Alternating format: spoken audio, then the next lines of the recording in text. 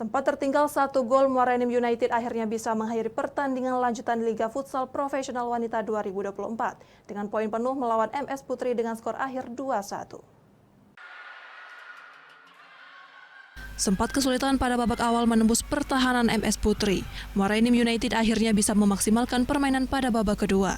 Kesalahan dari pemain belakang MS Putri dimanfaatkan oleh penyerang Muara Enim United untuk memasukkan bola ke jaring penjaga gawang MS Putri meskipun sempat tertinggal pada pertandingan di babak pertama.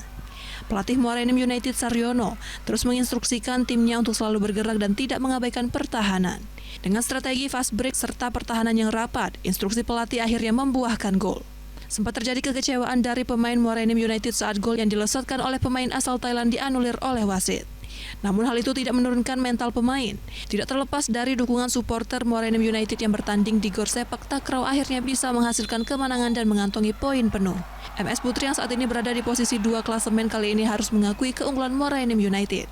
Meski sempat unggul di babak pertama, keadaan berbalik. Kesalahan-kesalahan pemain belakang yang menjadi keunggulan Muara Enim United diakui oleh sang pelatih. Nggak ada persiapan khusus, kita akan lakukan sesuai dengan apa yang pernah kita latihan. Jadi semuanya akan kita kasih kesempatan, semuanya akan berkontribusi dan semuanya akan kita targetkan 3 poin. Tidak baru main juga kita ada penurunan permainan di awal babak kedua dan mengakibatkan sebuah gol.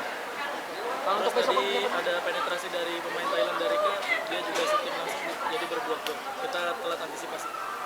Untuk besok Bang, ini kan masuk ke pertandingan terakhir ini untuk perebutkan runner-up sendiri, gimana Bang? Persiapan kita? Untuk besok kita pasti tetap tampil all out, kita lupain pertandingan hari ini, kita bakal tampil maksimal besok.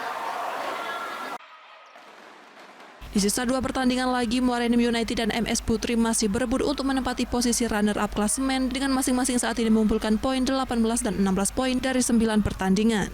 Dari Muara Enim United, Edwin Sasatria, iNews melaporkan.